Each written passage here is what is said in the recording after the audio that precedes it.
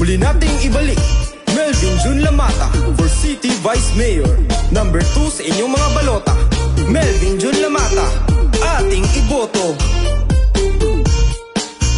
Tayo na kidapawan, muli nating ibalik for City Vice Mayor Melvin Jun Lamata. Subok na sa serbisyo sa balota. Number 2, sigurado aasenso. Buong kidapawenyo, kanyang mga plataforma siguradong subok na. Maka-Diyos, makatao, mga masamahan niya. Kilala ang kabutihan mula sa ama't ina. Yan ang tatak Lamata, tayo na't magsama-sama. Melvin Jun Lamata, number 2 sa balota. Wag nating kalimutan sa balota itiman.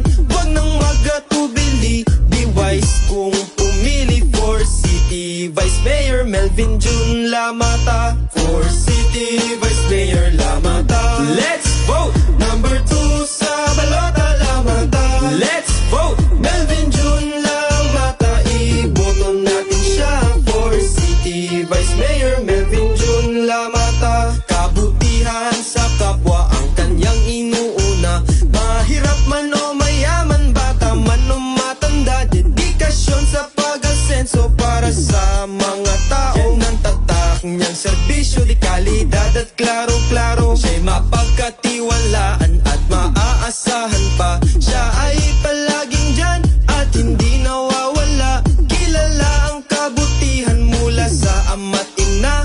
Yan ang tatak Lamata, tayo na't magsama-sama. Melvin Jun Lamata, number 2 sa balota. Wag nating kalimutan sa balota itiman.